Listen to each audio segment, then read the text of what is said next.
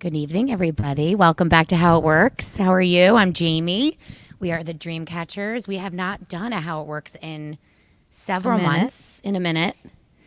Our partners at MPZ have been a little busy. We've been a little busy, but we are thrilled to be here tonight, this evening, in a new space at Bellworks. We're downstairs in the ballroom. For those of you who have never seen it, it is magic. This is my sister Marissa to my right. Hi, everyone. Nice to see you again. Welcome back to our Facebook audience. It is a pleasure to be here. Our theme for the evening is about giving back, which makes quite a bit of sense considering where we've all come from and what time of year it is. And we have a really impressive yet whimsical group of people that are here to speak about their journey. Usually, as you all know, we are very career focused and we unpack how you get to be where you are in your career and why. But interestingly enough, we have 3 superstars here that have yet to embark on their career journey and yet maybe making us all look a teensy bit bad. But I thought it'd be nice to open the floor to people that are making magic at different generations. And I wanted to take that moment to say, with gratitude to the last 20 plus months, that in my profession that Jamie and I have been doing for the last 2 decades, which is putting people to work in career search, one of the silver linings of the pandemic has been what I believe is generations really evening out. So sitting with executives next to juniors and seniors in high school, you know, a couple years ago might have felt a little tongue-in-cheek. And yet today it feels right. It feels right. Yeah. And I don't know if they feel the same way about us old folk, but I won't put words in their mouth quite. But in my mind, I have seen many people with years of experience help junior level people with less years of experience with an even trade of optimism and respect in a way that I have never seen before. And I truly, truly believe that that is a benefit of us experiencing trauma as a whole, as an entire group of humans at any age. We all just kind of get each other right now, even when we don't get each other. So thank you all for being here. Jamie and I like to let everyone introduce themselves. 1, because we think it's more personal. 2, it's because we usually make mistakes. And, or when I say we, I mean me. And I also never make any mistakes. No, never. I also want to have a special shout out. Before we came on here, we did a beautiful 45-minute or so restorative yoga flow by our guru friend, partner in crime, inspirational, I don't know, every single word, insert adverb, Tootsie, who is sitting here on the panel because she is a leader in all things giving back by teaching us how to do it for ourselves, which is difficult for each and every one of us, no matter our age. So thank you, Tootsie, for what was not on camera. We're very zen right now. Yes, I'm lucky I can speak. Yeah, it's sorry if I jumble my Also, words. most of us that know Tootsie know restorative and Tootsie are not usually 2 words that go together. So But we were tonight very they did, lucky. and it was lovely. It was a pleasure. Thanks it for was a having me. pleasure. It really was. So we like to have everyone introduce themselves. We have a robust panel today, as Marissa mentioned, of folks who what we would consider are experts in giving back, especially in our community here in Monmouth County, but really in general, right? Either they've made their career around giving back, they give back to activism, to causes, to organizations, to fitness. And as Marissa mentioned, you know, we are what we call ourselves career experts, right? So these folks have made careers, whether on a junior scale to a senior level scale, about this concept. So we wanted to take this moment, being that it's the season of giving, to give back to all of you by learning kind of how they give back to the community so that we can figure out how to do it ourselves. So just no particular order, but we'll start this way. We'd love to have everyone just introduce yourself. Just tell us your name and the organization that you're here with. My name's Jenny Portella, and I'm a co-president of Compañeros de Comida. Which we're going to talk about in a moment, what that is. My name is Ali Gagliardi. I'm the other co-president of Compañeros de Comida. I like your merch. My name's Jackson Kamen. I am the vice president of Compañeros de Comida, and I am not wearing the merch. That's okay. That's all right. You're that's good. yours. You're good there. Hi, my name is Gwen Love. I'm the executive director for Lunch Break in Red Bank. Everyone knows me. Yeah, we did this already. My name is Maura Nelson. I am an entrepreneur. I met Marissa probably 12 years ago because I have been in the intimate apparel industry for about 20 years. I'm also sit on the board of several organizations that are based here in Monmouth County and ran for office here in Monmouth County last year and the year before that. So in general, I do some stuff in the community. I'm Tootsie Olan. I am a choreographer, yogi, fitness leader, pioneer, retreat leader, and I'm in the business of making people recognize how it's important to feel good so that they can spread the wealth of feeling good and do good things. Love it. Okay, so spoiler alert, Tootsie's been on our podcast before, so we know her answer to this, but it's been many months since she's been asked this question. We asked the first question that we ask on any panel or any podcast episode, which I believe we've recorded, Ming probably knows better than us, 52? Close to 60 episodes since the end of 2018. Tootsie was one of our first guests. We actually named our podcast The Dreamcatchers after her retreat to Tulum. Just a fun fact, which we talk about most episodes anyway, so we just get to say it in front of her this time. For those of you that don't know what a dreamcatcher does, and they're above every bed in Tulum, by the way. So you walk into your bedroom at this beautiful retreat location that we went to called Amansala. You have a dreamcatcher above your bed, and or they're everywhere in town to buy and bring home. And basically at that time, we had just been kind of starting our podcast, and we were kind of figuring out what it was going to be called and trying to figure out what it is that we really do for people in our day jobs, but also by unpacking their stories on our podcast. And it's exactly what a dream catcher does, which is a dream catcher by nature catches the bad dreams in its webs and lets all the good stuff come out the feathers. So what we do for people, or what we try to do for people, is inspire them in a way in regards to career that the crap really gets caught somewhere and the rest gets we help it come out the feathers. So that's where our name was born. So just a fun fact.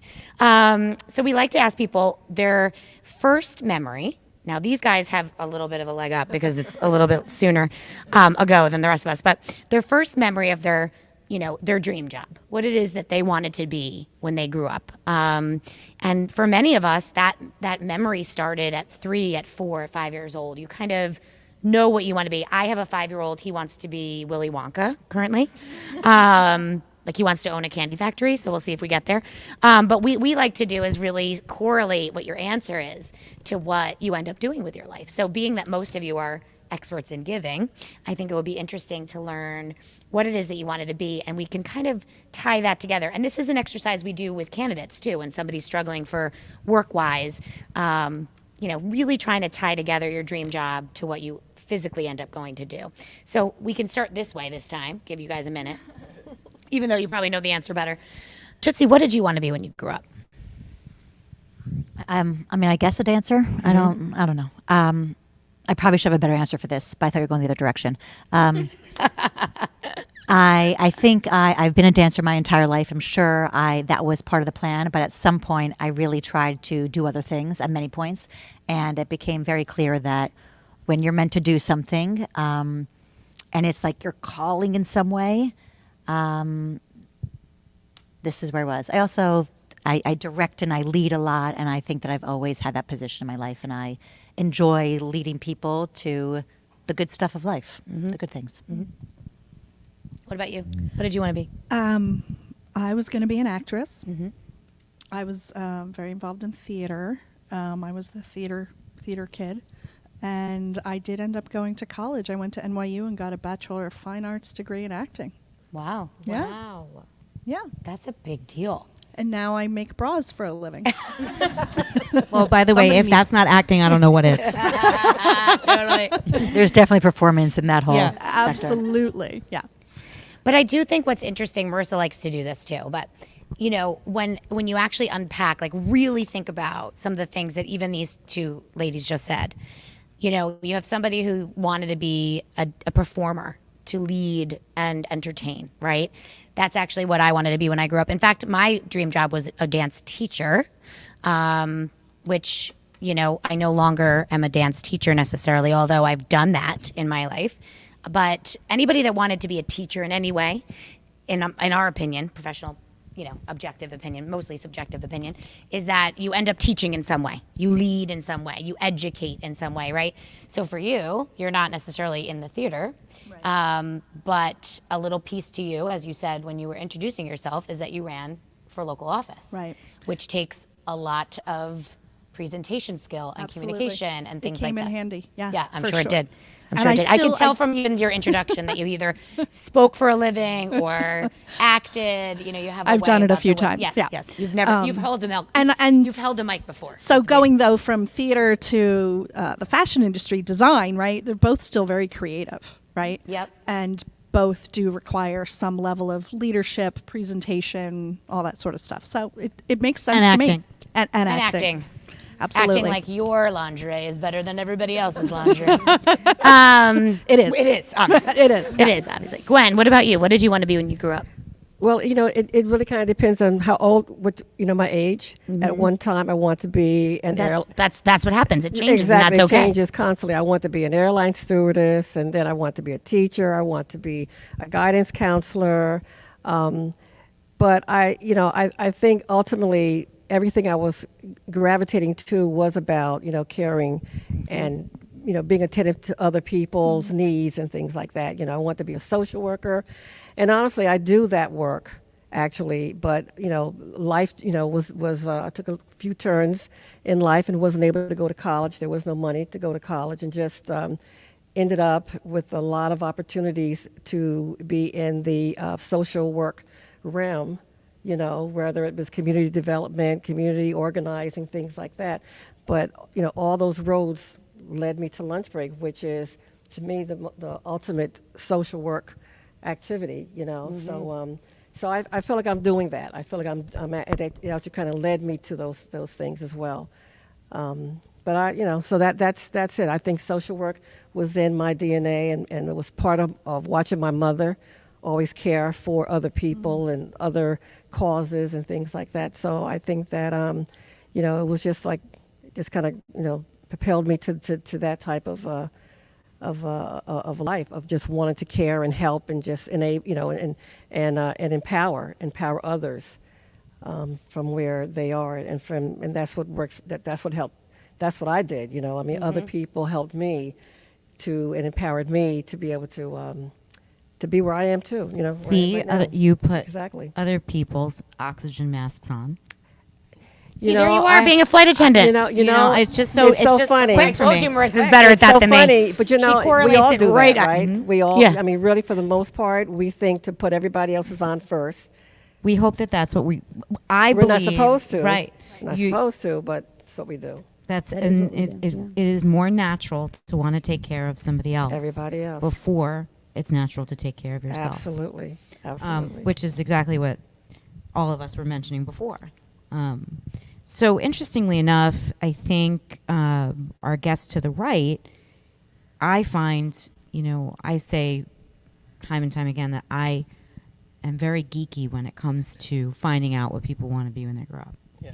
It's something that I know many people would really feel the same, that it's really interesting. I to feel me. the same. I know you do. And I just want to say before Jackson introduces himself, the reason I met Jackson, there's two really fun reasons as to why we met Jackson. Exactly. Speaking of dreams. David, my brother-in-law, for those that don't know, is a rock star drummer Yep. and should be a drummer in real life, but he's in finance instead. So speaking to what happens to life is you end up, you know, unlike Tootsie necessarily, who made a career out of her passion, you do things on the side. You do what Marissa and I have been calling side hustles since before side hustles was a word. Yep. And that for me was dancing with Tootsie, you know, for years before I actually started working with her. But like David always was a drummer. Yep. And never drummed live. And Well, not since he was a kid. Right. Like No, I'm since saying like college. recent. Like he's a dad in Fairhaven and doesn't, Yeah. So David is now in a band. Shameless plug. It's called Not a Band. I made the logo. It's stunning. Not a band, like not like nautical knot. Get it? And Jackson, we met Jackson because he also knows a member of the band. But secondly, we spoke to Jackson because he is a aspiring Wolverine. Go Blue. There he is, because Ming went to Michigan too. So we were talking about Michigan, and then as we were chatting about Michigan, I said to him, do you want to be on this panel and bring your friends? So Jackson, tell us a little bit about you and what you wanted to be when you grew up. Although I do know this answer because you just told me the other day. So currently, I'm still chasing the dream. I think I've always had this mindset that I love aviation and planes and everything that flies. And since 4th grade, I've always loved going on vacation just to be on the planes. And I really think that, I'm trying to pursue being an aerospace engineer right now. And, I'm getting ready to go to college for it. And I really Admissions office at Michigan, if you're listening. I really think that engineering is the way that, I can help people just because, I've always had a math brain and science brain, and the way that I process like problems is always mathematically. And I really just think that's the way that, I would be the most efficient at my job. It would make me the most happy, and I just think it's the perfect job for me. I've always kind of seen that. See what happens when a young, evolved person comes and sits down on the panel. Yeah, He recognizes his strengths. correct. Okay. Yep. The generations before, we had such trouble recognizing and leaning into our strengths. Yep. This generation recognizes their strength and says, this is my strength. I'm going to focus on this. Now, if somewhere down the road he decides that that's not the direction he will take, which could be, as you've seen from every grown-up that you've probably ever talked to, Yeah. within one reason or another, chances are his mathematical and science brain will still parlay into what he does. Mm-hmm. But I would say one of the biggest challenges when we're sitting trying to help people is scratching off all of the mistakes and the ups and the downs and getting back to, what are you good at? Yeah, like Right? what are you good at? What are you good at? And that's literally the first question we ask people And when I'm they not come into our I'm office. not talking sports. Yeah. I'm like, just who are you? Like, what is it that makes, or as Tootsie says, what's your light? And like, how do you find it, right? Yeah. So very cool. I did not know that.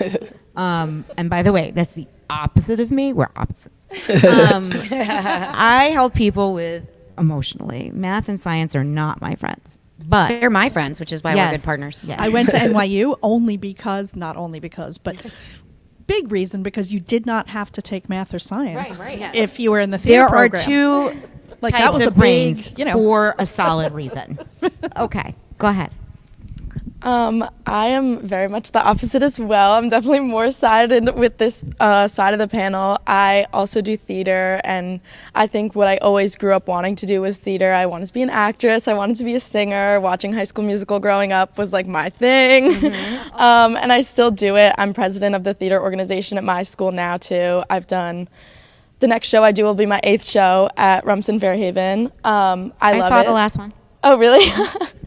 Yeah, it's been really fun. It's definitely been one of the best journeys that I've had throughout high school. But as I go into college, I am kind of sacrificing that part of my life while maintaining like the creative side of it all, because that's definitely something that drives me.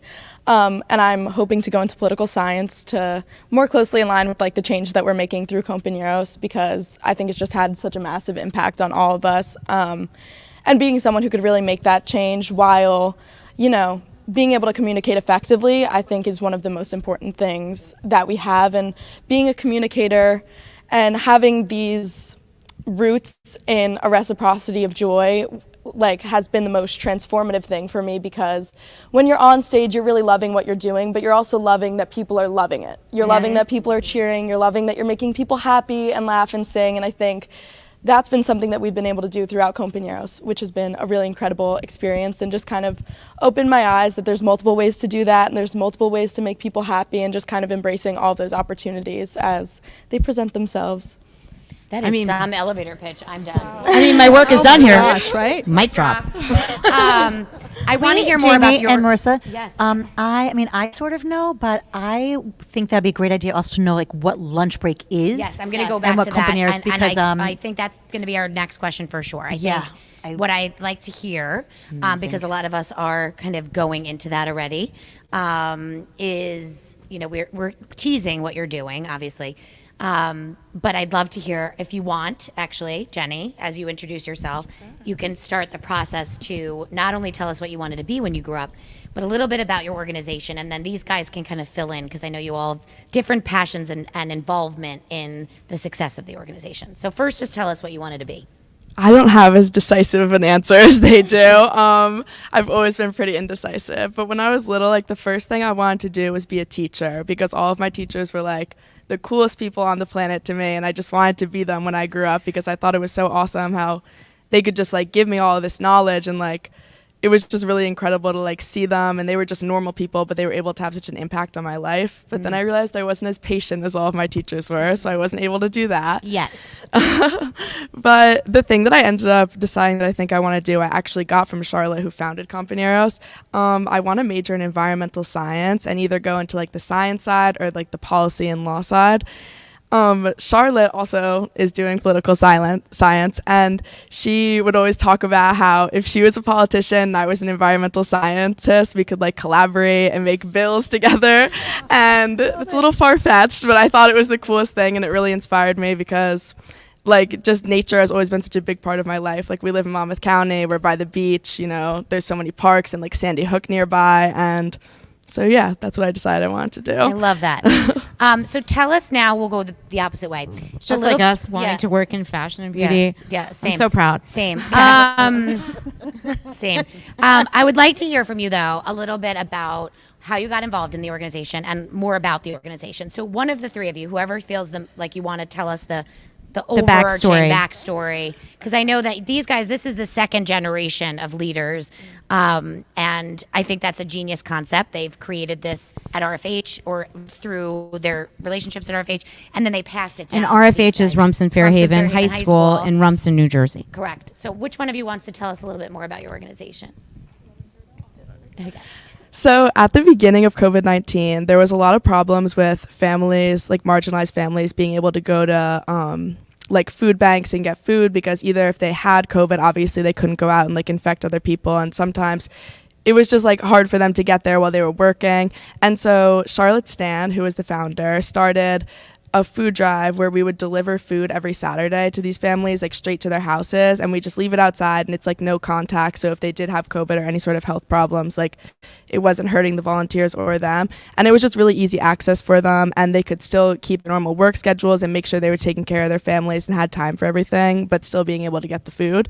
And it started as just like a one-time thing, but it ended up just growing because the families really appreciated it so much, and there was such a need, which is crazy to think because we live in such an area of like wealth, and it's crazy to think that just 5 minutes from us there's families that can't afford a meal, and like there are kids who when they go on break from school they don't know if they're going to be able to eat breakfast and lunch every day, and it's really like a crazy struggle. But do you want to keep going?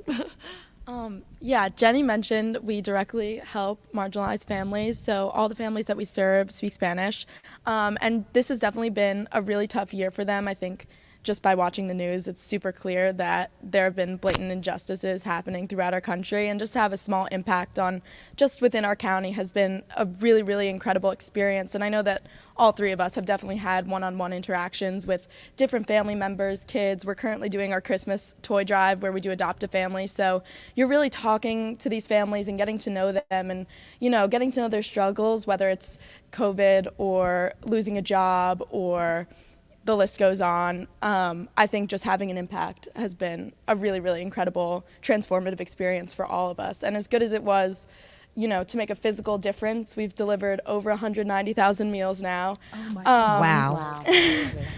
But as much as the physical difference really did make a massive impact, not only to us, but to the families, it has given us so much back in just, you know, your awareness and your education. And I think, like I said, it's just very transformative, and I'm very, very grateful. I think all of us can say that I'm very, very grateful for this experience as a whole. If you ever are wondering how to reflect that on your resume, there's two girls here that can tell you where to put that, because that is the type of stuff that any of us that are a few years older than you, these opportunities either didn't exist or we didn't know how to create them, and social media wasn't a thing. And it's just you're growing up in a time where things like this are just, it's not that they're at your fingertips, you're still creating them, but it's just incredible. And Right. now you can I mean, this showcase is not them. this is not a Yes. and there's no harm in a local town job. I love those too. Yes. But what you're doing is magnificent, Thank you. and it should be showcased throughout your career and peppered throughout everything you do.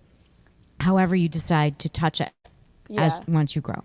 Definitely. I think one of the biggest things for us has been, making change accessible. And I think for kids our age, it is something that is really difficult. And sometimes, especially growing up, you feel like change feels really out of touch. It sounds like a problem that's not really in your country. You hear about like foreign issues, and it doesn't sound like something that you could have a really pivotal place in changing things. But I think just the opportunity to change circumstances for someone else, and we've definitely changed the idea of like participation in service activities to more of like a service mindset towards volunteering being an inherent part of your core weekly routine and just being a part of who you are and your identity, because I think giving back gives you so much more, and it's just that should just be an innate part of everyone's life, obviously, if it presents itself to them. So that's been the best part of it for me. I love that. That's amazing. Yeah. So I really think like the impact that we've, done on other people and like the families that are in need is, very important. But the impact on us is like, it presents itself clearer to us because, I never really did that much charity work before. I would always do this, here and then, just do like one thing every now and then. But I mean, now that it's become a regular thing, like I really feel like I'm making an impact, even though it's so small that like, I just think it's so important that everyone realizes that, because, I've never felt that good about myself for helping other people before I did this. And I really just think it's so important that everyone does that. And when you learn these skills inherently young, and you show your peers that you're doing that as well, you're really truly paying it forward. Yeah. So not only are you helping the people in need, you're helping your own friends recognize what they could be doing to better their future communities. It's very inspirational. It really is. And I should ask, actually, so it sounds like it started as a one-time thing, but like, how did Charlotte, you said it was her name? Yeah. How did Way to go, Charlotte. Way to go, Charlotte. How did she identify like, how do you get your word out? Like, how did these folks all kind of learn who you are? And then just for our listeners, shameless brag, but we have a decent amount of people that listen to this. So I think I'd love for you to just take this opportunity that if anybody's interested in getting involved, how do they do what you're doing? Or if not with your organization, maybe they can start something similar in their town.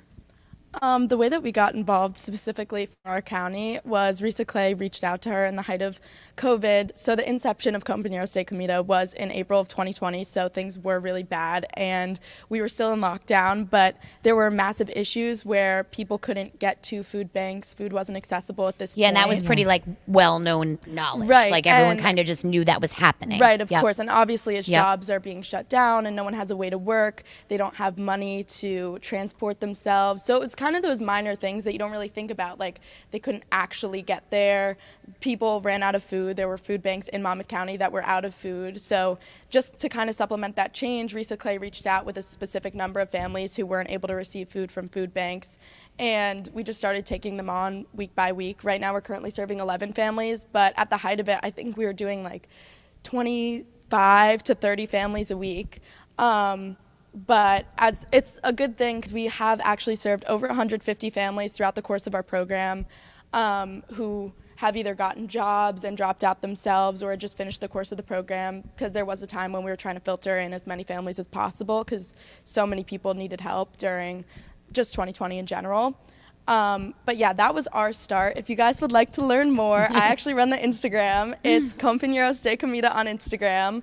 And our website is also www.compañerosdecomida.org if anyone wants ways to get involved. And what all does of that mean in information is there. English? It's kind of like friends with food. So it's like like your neighborhood friends. I love Very that cute. so much. So yeah. I love that so much. We All will right. make sure to document all So of Gwen, I'm guessing as the executive director of Lunch Break, you've heard of this organization before, but I'd love to hear a little bit from you as to what you do, the work that you're doing. what lunch break means Yes. to Monmouth County. Yes. Okay. And what we can all do to help you. Before I start, I just have to commend these young people. I mean, really. I mean, Really. it's beyond inspiring to hear, the depth of what you are doing and what you're learning and how it's making you feel, and everything you're saying in terms of how, the fact that you're helping other people, but you get so much more back from this. We hear this all the time from all of our volunteers, our staff, or even our donors as well. So I commend you. Don't stop doing what you're doing. Take it to another level throughout your life. I mean, it's not just about putting it on your resume. It really is about changing, continuing to keep that in your spirit, to continue to change lives, because throughout your life, you're going to continually meet people that need some help. And that's what we're supposed to be about. We're supposed to be about lifting each other up, right? Yes. So really, God bless you. I love to Thank hear you. everything you're saying and your passion. Thank you so your much. passion, seriously. It's beautiful. It Thank is. you. It is. There's something to be said about the social media generation. I mean, Right? Absolutely. How about that? Changed Absolutely. my tune. All the things I've said. But Lunch Break, we are a 38-year-old organization located physically in Red Bank, but we serve all of Monmouth County and even some parts of Ocean County. We started out in the basement of a church, and it was just supposed to be, to serve hot meals. The Mrs. Todd, who was the original executive director, who served for 25 years as executive director before I came on. The goal of Mrs. Todd and all those that worked with her, all the volunteers, their goal was to open up, provide meals, and then, they were going to solve all the problems of hunger and close the organization. Well, of course, life continues to happen. People lose jobs, they get sick, people get divorced, and now they're losing an income. Whatever it is, life happens, and people find themselves, continually in a situation where they need help. And so 38 years later, we've gone from the basement of a church to opening up our own facility and expanding a couple times. But we've gone from, providing the hot meals and the food pantry to saying that other people, our families need a lot more. Like you said, the toys drive that we're doing now, the backpack, all the things that the children need. But also then we said, it's time to really get beyond, just the, providing the meal. What is that saying? If you teach a man to fish, that type of thing. So, now we have multiple mentorship programs for children, for moms, a women's program. We started a life skills program as well. So we're helping people with the training skills that they need to get jobs. We've gotten some people that have been able to go into Brookdale, get their ESL, get their GED, helping people with their driver's license. I mean, it's really, the pathway back to being self-sufficient is a long road, and it's a challenging road, and it really takes a lot of different support and activity and people helping. And so right now our goal is continue. What we look at it is our help for today is our soup kitchen, our clothing, all those things that help people get through. The help for tomorrow, so that's our tag, help for today, hope for tomorrow. So the hope for tomorrow is the Life Skills Center, helping people get back on their feet with jobs and job training, things like that. Also, it's part of, so during COVID, there was a lot of things going on with everyone, right? Lunch Break got very, very busy into saying what is going to help when this is all over, if it's ever all over. Though it will be all over. But what is it going to take to help people? What's the next story for Lunch Break? What is the next chapter for Lunch Break in terms of helping? And so we're now in the process of getting ready to merge another organization in Lunch Break, which is the Family Promise of Monmouth County. And awesome. so they're going to be merging into Lunch Break. We're hoping that's going to be completed by the end of the year. And so now we're going to actually be helping families that are in crisis, that are homeless. And so that's a big undertaking, but that's That's the organization, forgive me, where they find homes. Where they find homes, yeah, yeah, exactly. And think we so learned about we're that getting through ready to do Impact. that. I think we learned about that through Yeah. Impact last year. Yeah. That sounds familiar. And through COVID, watching so many people, that were dying and very sick through COVID, we really it really kind of put a spotlight on health and nutrition, really taking care of yourself. And so now we're getting ready to roll out a nutrition program, so that we can provide healthier meals and education for the people that we're serving as well. So we're getting ready to do that as well. We started through our life skills program, an Alliance for Success program, which is a program that's going to be taking juniors and seniors that are rising juniors and seniors in the Red Bank school system, and we've providing coaches with it for them and helping them to just kind of figure out what they want to do. So when they graduate, they're really, really ready and in a pretty good position. So, like I said, now it's really focusing on really how to empower people and really help people get back on their feet, become self-sufficient, and that type of thing. But we're always going to be feeding people. It's always going to be that need.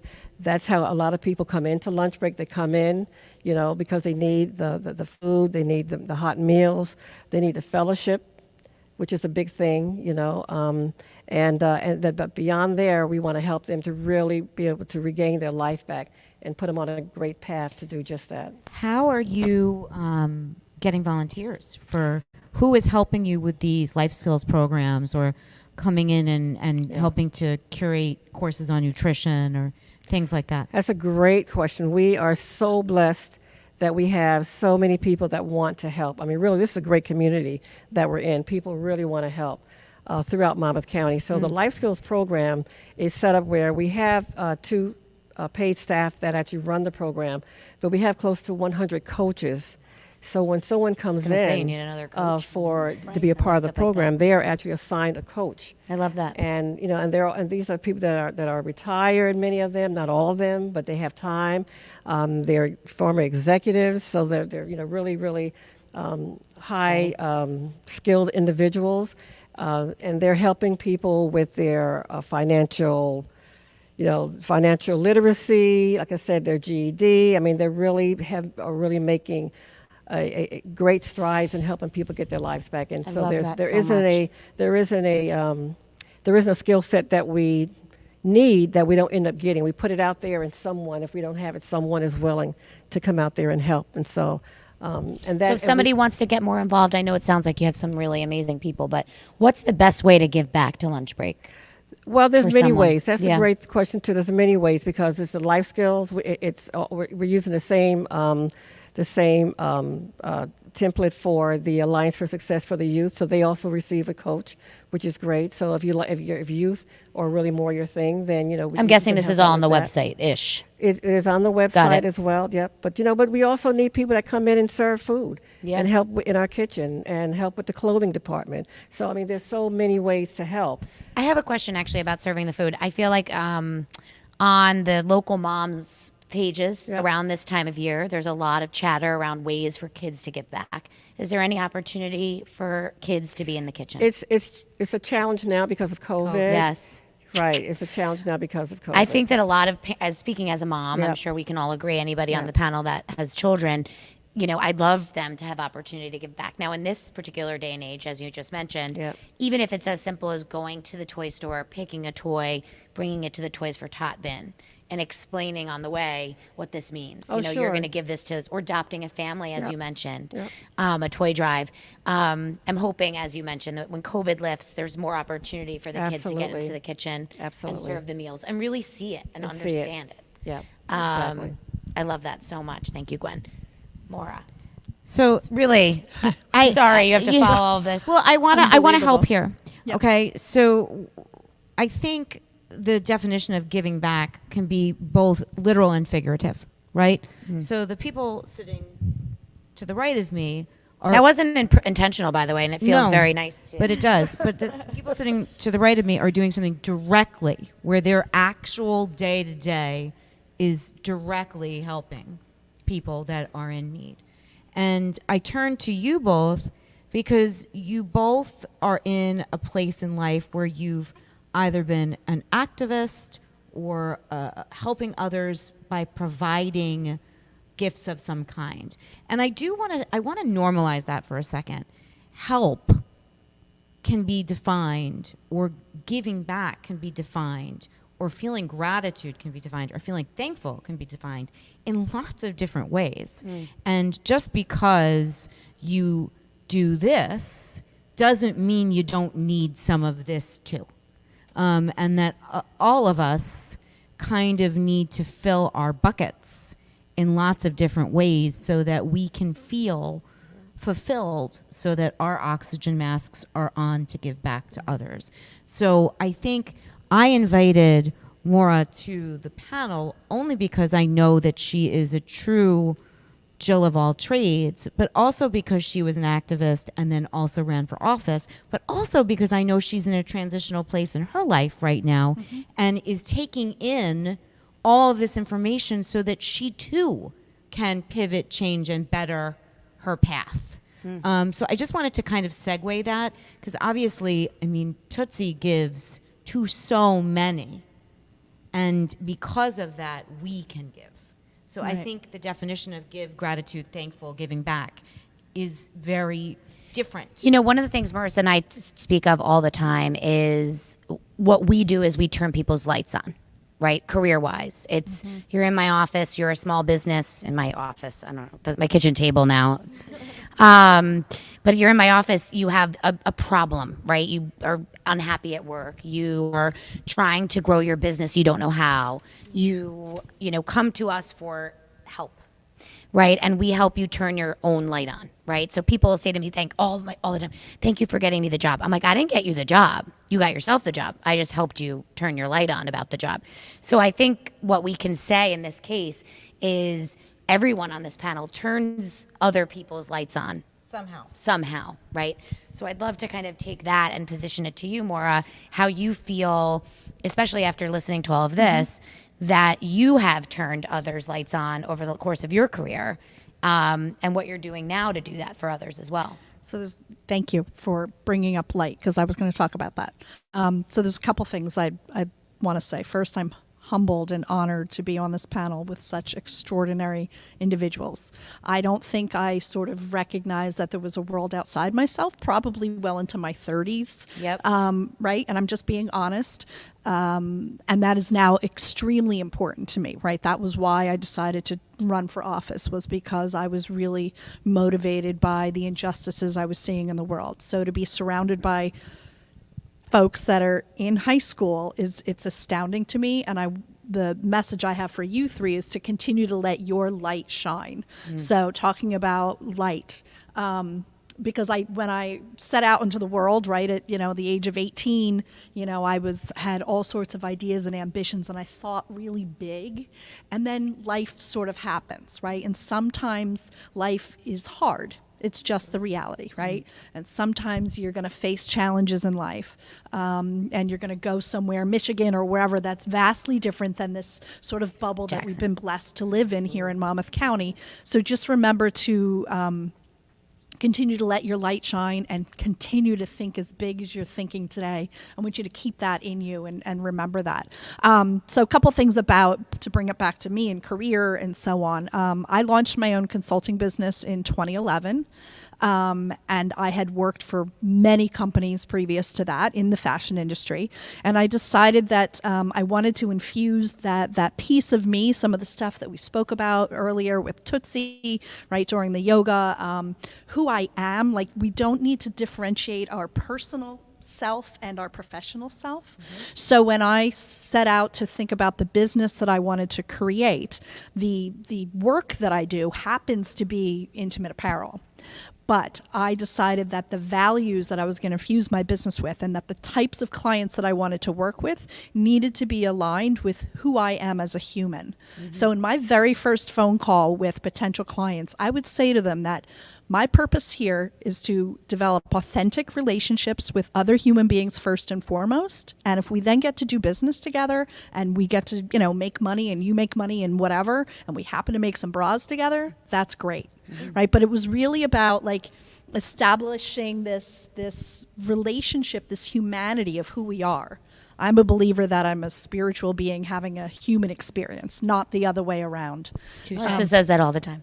Who does? Me. Yeah, yeah. Right. So that's if you come from that place and you can infuse that into being an aerospace engineer, right? And it's things about for me, I think about creating a culture of kindness wherever I go. When I have been employed by other folks where I couldn't exactly control the values or the mission of the company, I just made myself available as a mentor to some younger folks in the organization. So that's a little bit about light and how I approach business and try and fuse the two together. That they don't And need now to be tell distinct. Me, when you started your journey into running for office. Yeah.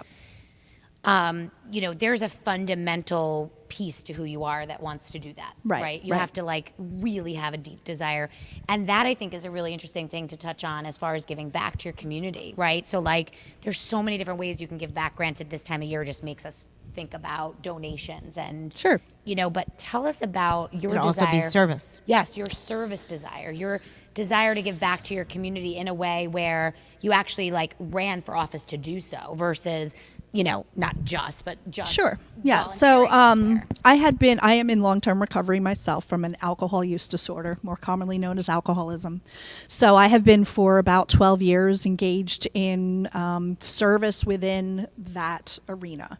And so drug policy and the impact of the heroin epidemic on people that I knew personally really had an impact on me. And I think that was the thing that really was Your the aha moment, as sort we of call it. sort of the first thing that really shed a light on need and the people in need, right?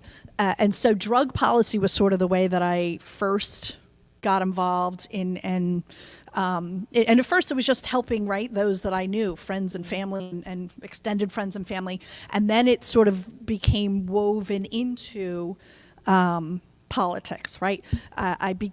Started to become aware that everything is political, right? So, and that some of the young folks earlier spoke about how they want to be able to, the legal aspect and the policy writing and all that sort of stuff, and that it's tied to the need for food and homelessness and so on. So, I moved back to Monmouth County. I'm born and raised here, just down the road in Middletown, not far from here.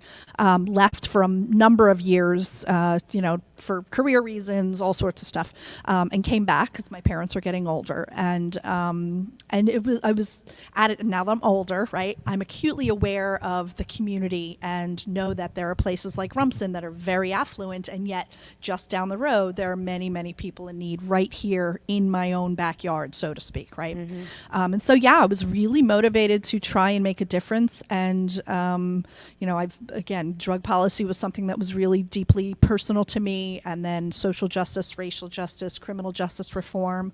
Those are the things that really sort of fuel me. I'm very sort of justice oriented. And I think that's sort of like a compass that someone has in their soul and is sort of born with it, and then what you do with that, and in my case, I felt like I could run for office. I don't have a partner, I don't have kids, so I had a little bit of time because I knew that everybody plays a part, right? Some people, all they can do at a certain point in time is, give a little bit of money. Some people have time where they can volunteer at lunch break, and it's different at different phases in your life. Totally. I thought that for me, I'm willing to step up, right? This is something that I can do at this point in time.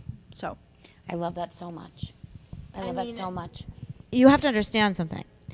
I interviewed her, 12 years ago. And I Right. said this to her on the phone the other day. I have interviewed and met, not so much in the last year and a half, but I have interviewed FaceTimed. probably, I don't Zoomed. know, right, yeah. thousands of people in my life. And I always try, and hopefully anybody out there can validate me, I always try to have an excellent bedside manner where I try to remember your story. And then there's just a casual handful, more than a handful, but there's a casual group of people that really impactfully are humans I remember.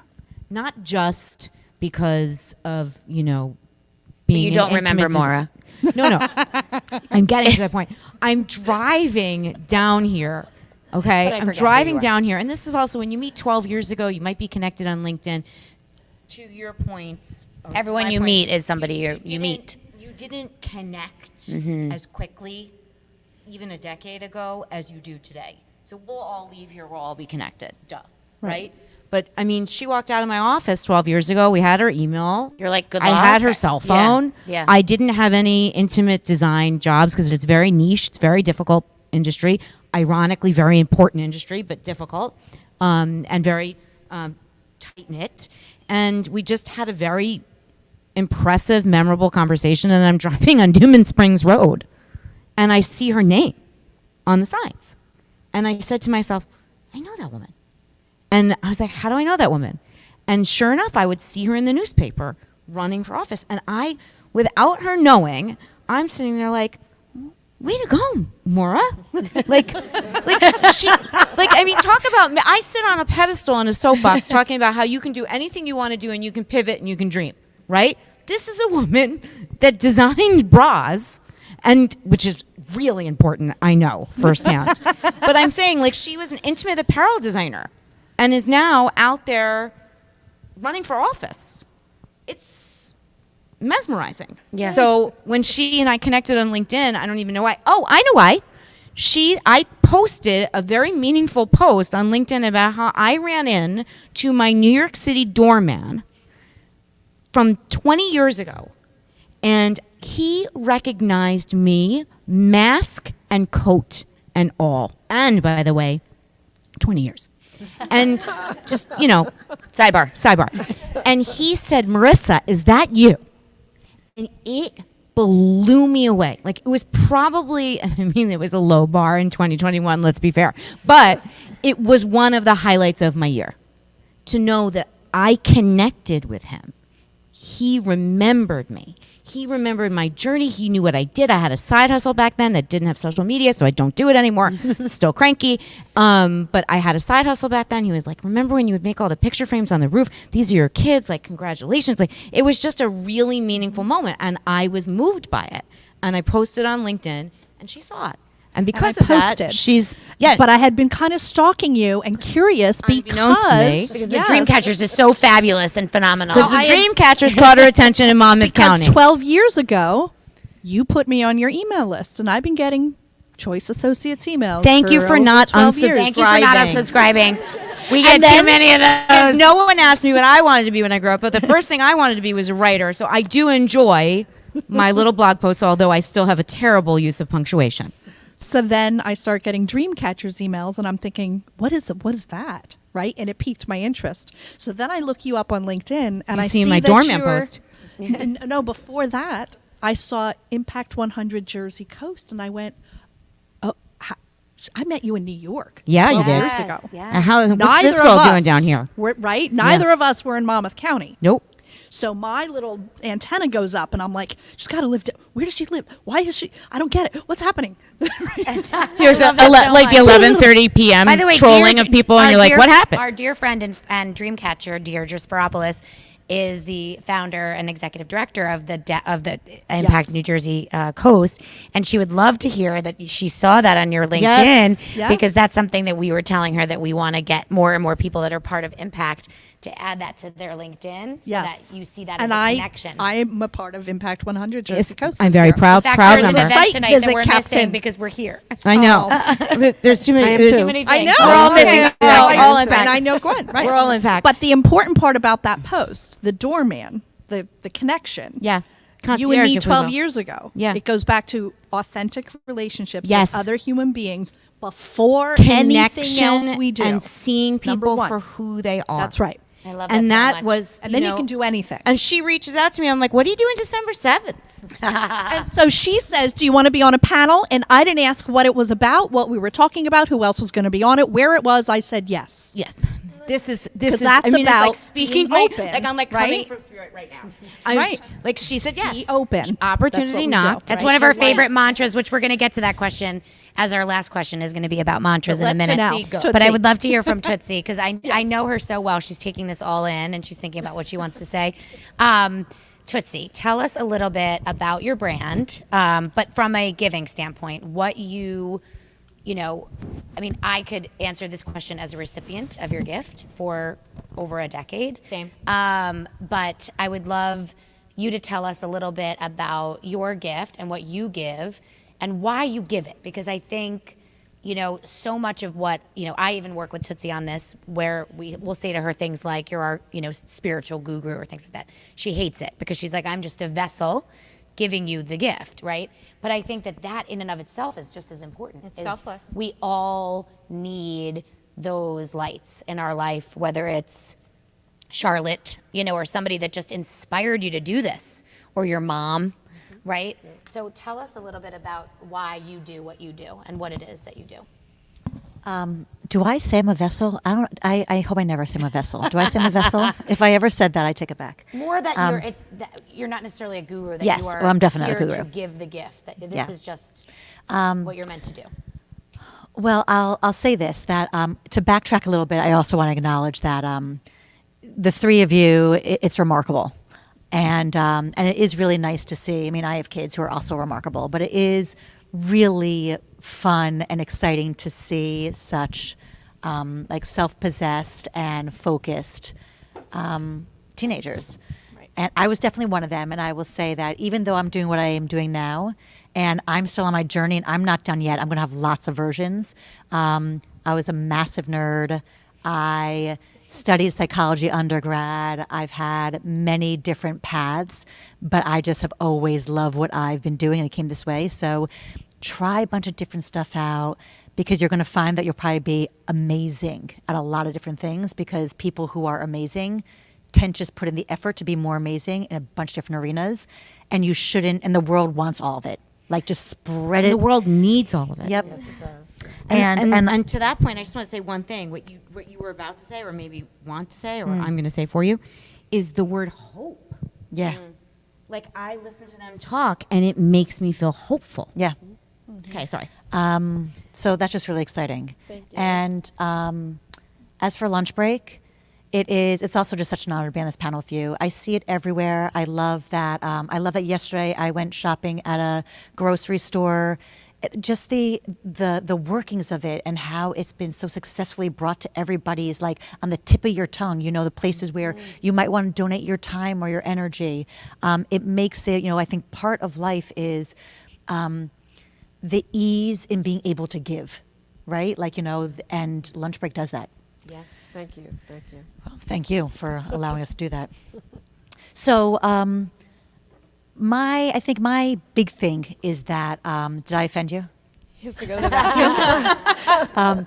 My big thing is that I always want to do more.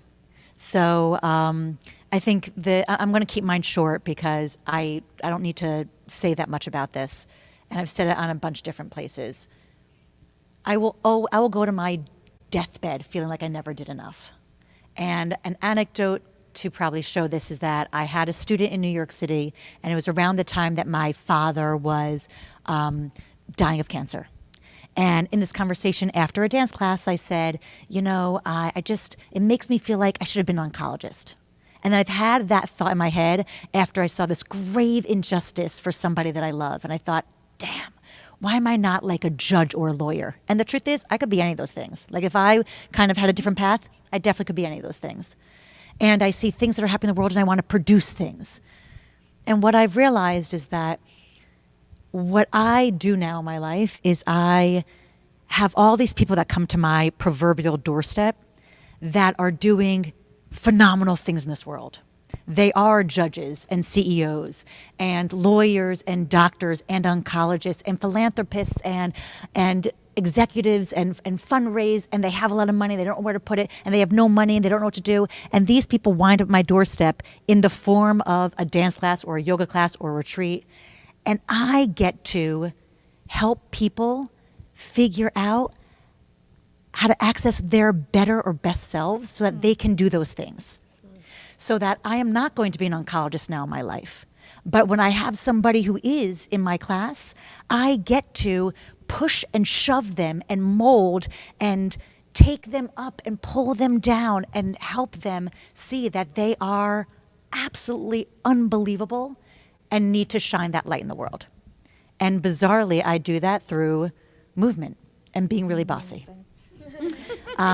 So even though I was massive nerd, I mean that in the best way. I mean, like, I was very academic and still am, and I would love to lead 3 parallel lives where I pursued my clinical psychology undergrad, and I'm a therapist in some ways, but I would love to still be a therapist. I would love to still be a producer, and I would love to still pursue and help with those injustices. I just do it with leggings on and a sports bra. It's so important. It is. So Sorry, I'm not a moderator, but I'm going to jump in here. This is an equal opportunity panel. Because the everything that I do, the importance of yoga and meditation for me is in accessing my power and helping me to get out of my head, because I am always in my own way. Always. And I have a big, bold personality, if you haven't noticed. So I need to sit and be quiet. I have to. Yeah. That's how I stay well. Back to, what do I do for myself so that I can be available and present for others? Because trust me, you don't want to know me or be around me when I haven't been taking care of myself. Because I'm also of extremes, and a workaholic, overdo it, perfectionist, want to be doing it all the time. And I can't. If I can jump in also, when I came in and I saw that you had the candles all over, and they had darkened the lights, and it was just so nice and quiet and serene.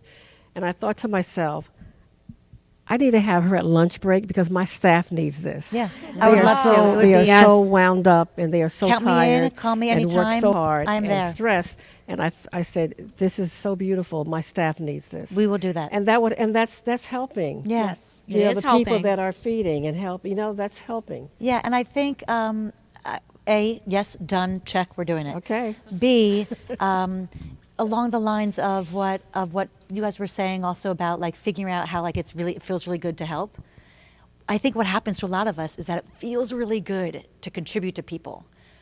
But when you do that, either as a career or you do that because you find out you really love it, ultimately there's an inverse that happens, that you give, and then you have to fill up, you have to refuel, you have to find the things that make you feel good. And it's not because you're being selfish. It's not like some Western American ideal that like it's me time. It's not a pedicure.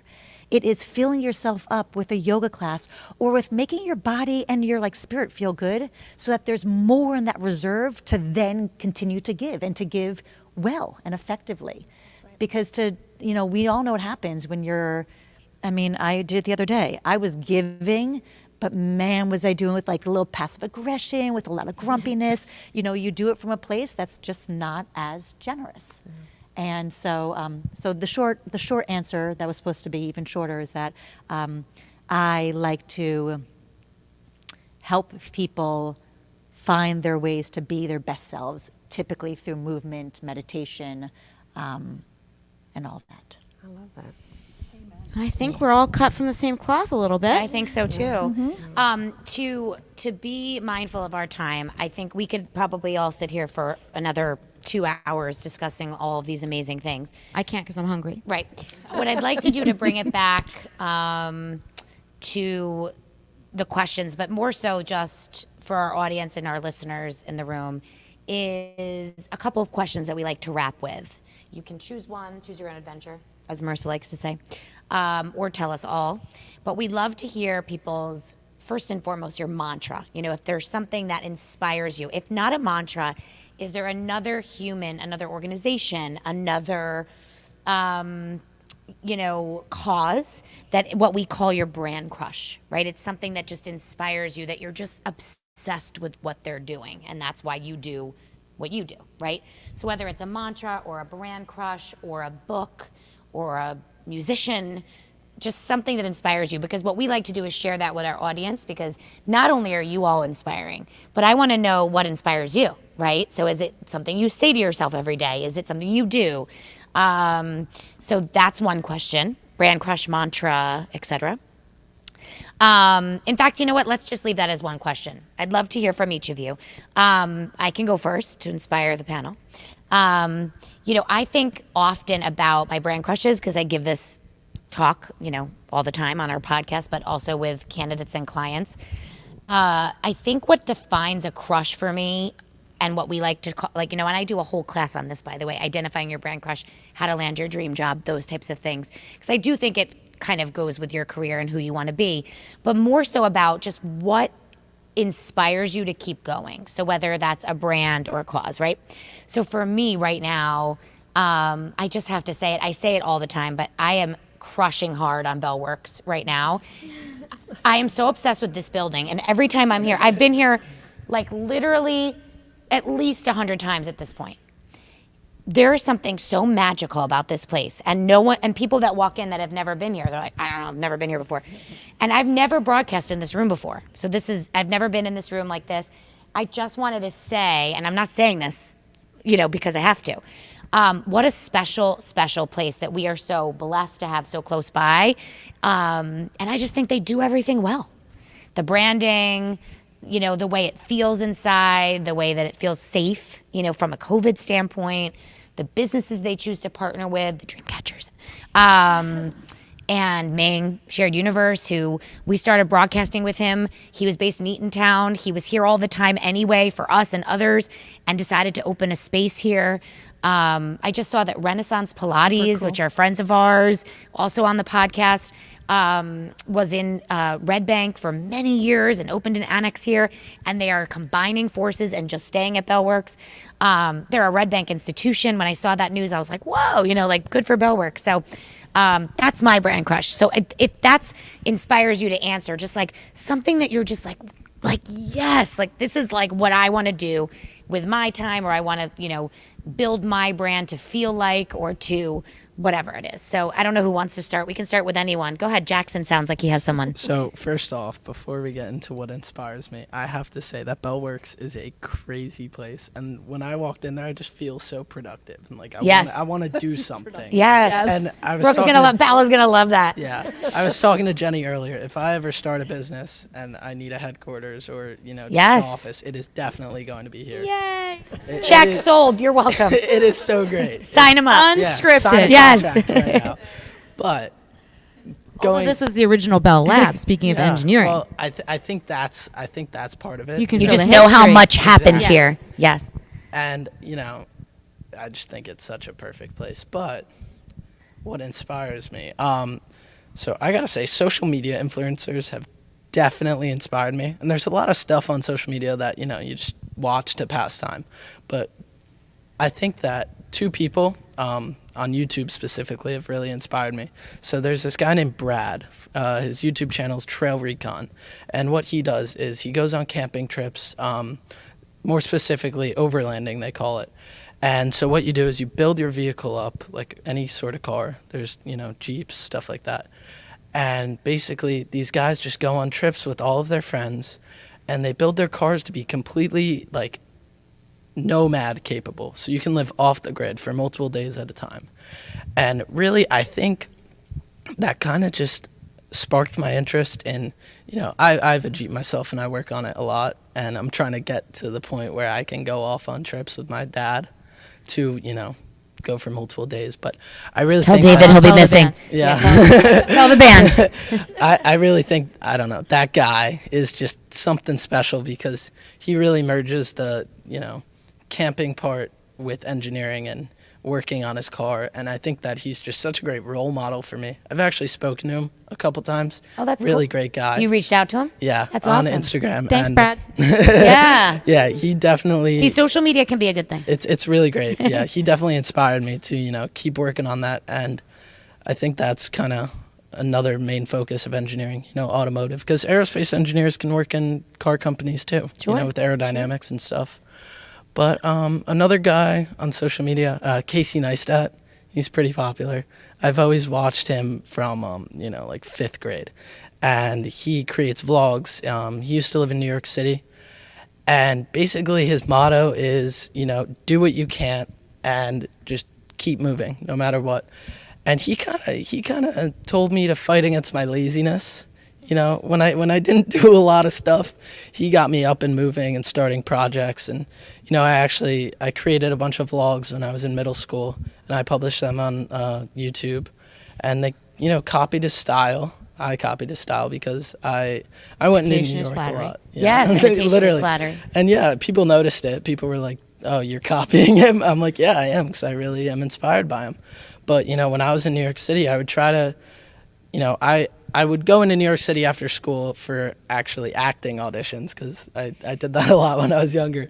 And so when I'd go in, I'd go in with my mom, and I'd be like, "Mom, we have to do this. We have to go here. We have to go there." And she'd be like, "We can't do that in a day, or we got to be home and you got to go to bed." I'd be like, "No, we're doing this." And, I'd drag her around the city, and I'd make her do as much as we can. And it was, all things related to my interests. And I really think that a lot of my interest came from those two guys. That's awesome. Good Yeah. for you. Wow, I love that so much. I just learned a lot. Also, at the end of this, we'll put definitions to all of the words he said. Blog. Video blog. A thesaurus, for those of us that don't know what they mean.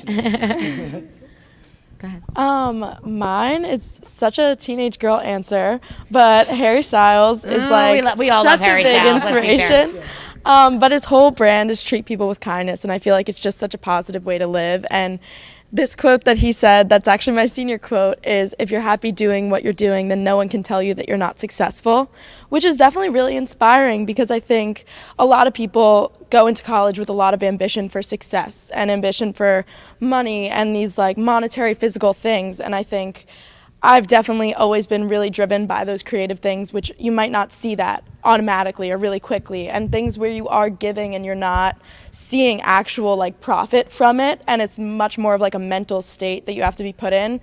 That is what makes you successful, because you feel full. And I think kind of just chasing that fulfillment, and I think that that's the purpose of life, and that's like what I think we all strive to chase. And like finding that fulfillment. And I wouldn't mind the boa. Yeah, That I wouldn't was mind his whole amazing. look and Yeah. voice Oh, and everything else. Also, It's incredible. No, you're 100% right. He's a special kid, Yeah. and we are huge fans as well. Yeah. Huge fans since when Who's he Harry tried- Styles? Oh, I was. Yeah, right. When he tried out for X Factor? before he was even on One Direction, Oh, yeah. X Factor, we watched that. We watched the that. OGs. From the yeah. beginning. I You guys know. were infants, but we were watching it. Oh no, we were huge Simon Cowell fans. We're original Oh. American Idol fans. Yeah. So we Real watched dreamers. that. Yeah, real dreamers. Oh, anything about chasing a dream. So we're in. My brand crush is actually my boss at my real job. I work at the Blonde Shallot in Little Silver. Oh, It's like we a love the salad- Blonde Shallot. We love Jess at the Yeah, Blonde Jess. Shallot. She is like the most inspiring person. She just started making like salad dressings out of her kitchen one day because she just loved cooking. And We need to get her on the podcast, by the way. oh my gosh, you so do. Oh She my is the gosh. best. And those salads, man. Jamie actually introduced me to those salads. Really? I mean, Yes. you could swim around in that dressing from here You until really eternity. can. That ginger dressing, man. I could take shots of that right now. All Happily. the food is like so amazing, and the thing that really inspires me most about her is that she is so happy with what she's doing because she loves seeing how happy the customers are. When like people come in with their little kids and they're like picking out all like the cookies that they like and like the food that she makes, like she just loves SpaghettiOs? Yeah. SpaghettiOs. Have you been there? You need to go. No. Just now there's a brick and mortar in Little Silver. Yep, But which for is a a long big time, dream. She was doing it out of her house. She was doing it out of her house. She was doing it, and then she partnered with Sickles, and her salads were at And Sickles. Pilates Blast. Pilates Blast. Like you would like be able to buy one like as you were leaving elsewhere. But now she actually has a storefront, which she was able to do. Wasn't it during COVID? Like she opened. Yeah. Yeah, she literally opened. I during was like COVID. so inspired by that. It was just really awesome. A That true spicy- dream catcher. that spicy chicken soup also. So good. But also we're really just making this about me. Remember when I said I was hungry? The dairy-free chicken salad. All of Everything their stuff she is makes. amazing, and I love that you work there. So you work there at the desk there in Yeah. Little Silver. So I'm you'll gonna probably come in and say hi to you. Yeah, now. we'll come in and Oh, say you hi. should. I work Monday, Tuesdays, and Thursdays Amazing. after school. We'll find you. Amazing. I never eat till 3 anyway, so it's perfect time. Yes, that's perfect. What about you guys? You have some Go, mantras Tootsie, or go. I know, some brand crushes, anything, any books stuff I right now? I have so many though. I have so many. I'm not gonna do brands and books. I have like too many, but I do have a mantra. Probably my main mantra is "I am here," which, as some of you guys know, I used as a retreat mantra. But that for me is very grounding. It's a reminder that we've got today. It pulls me back to center if I'm like floating around, and to be grateful for being here. Like I'm here, do my work, get done what I want to get done, use my gift, whatever I might have, and be thankful to be here. What about you? Amazing.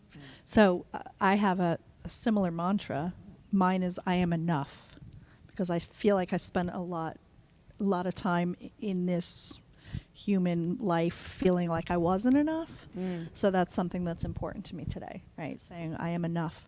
And then in terms of crushes, couple, I just want to shout out to some of my friends that are pretty amazing humans and don't take much credit for the work that they do in the community, sort of the unsung heroes. They inspire me immensely. I sit on the board of a small nonprofit called the Q Spot, which is an LGBTQ plus organization in Asbury Park. That is just a small nonprofit trucking along, you know what I mean? Small but mighty type of thing that does amazing work. And they don't get all the attention that some of the other bigger, glossier, shinier nonprofits in the area get. I have friends that are doing amazing work behind the scenes in the LGBTQ plus community. My friend Lauren Albrecht, and my friends early on in the pandemic, Joe Grillo and his wife, Julie Andriola Grillo, started Asbury Park Dinner Table, which was, similar to what the kids here are doing over in the Rumson Fairhaven area. And it's just so much a part of their being, and that really inspires me because I feel like I have to work at it. As much as it looks from the outside like I'm, a philanthropist and involved in all the stuff in the community, I have to. It's a muscle I have to flex. So I'm always inspired by those that seem to, like you, Gwen, that it just comes naturally for you. Yeah. I have to practice. I couldn't agree more. And I think that if I were to correct you in any way, I would say that I think we all have an innate gift to give. And I think that you're 100% right, because I feel the same as you. Like, I'm listening to Gwen and I'm like, we should be the coaches. Like, we should do this, Right. And I think, to go back to your mantra, you are doing enough. You are enough. You being here today and inspiring us, talking about your alcoholism, talking about your activism, that is enough. That is inspiring enough. Now, if you also can go show up at the soup kitchen, you also can do this and this and that. Sure, that's wonderful. But I think we all, are cut from that same cloth, that we are innately givers to others, whether that's the basic definition of giving or on a large scale like Gwen, right? But I do think that, to wrap, I know Marissa always likes to, we actually kind of ping pong this often. You almost said pimple. I almost did say pimple. First of all, I'm just proud of my voice for not giving out. To wrap this up, first of all, I just wanted to thank you all for being here. I think I was really excited when the team at MPZ and Bellworks came to us and said they wanted to do a year-end How It Works. For those that don't know, and I can just re-educate the audience, we typically do these at lunchtime upstairs, where there's folks walking around and listening and then walking away. And I have to say, I wasn't sure how I'd feel about this, and I just absolutely love the intimacy of it. I know that we have folks listening live. We have folks that will listen after. But I just wanted to thank you all for kind of taking a chance on this and being here tonight. I'm hoping and I'm guessing, and knock wood, this will be the first of many kind of events like this at Bellworks, whether it's with Tootsie or with others in the community, where we offer some sort of experience and also a conversation. I know that's something that they're very interested in providing to the community, and Marissa and I love this stuff, so we are probably you're gonna see more of us doing this in 2022. Marissa, did you have anything you wanted to say to wrap? No, I just wanted to say thank you. I have a lot to look up. I'm privileged to do what Jamie and I do best, which is bringing really good people together to share their light in a way where we can then help promote it. I say it has been a really difficult couple years, and to see magic being made out of, more cliche, but lemonade out of lemons really inspires me. So I like seeing magic happen. So hearing your stories really, really gets me going, as much as knowing where you came from, which I said before. And I like to wrap in what I am thinking for 2022 is reminding myself, which is one of my original mantras, is to believe in more, that we're here to do all of this, because our journey, like Maura said, we're just a spiritual beings doing the best we can on a human journey.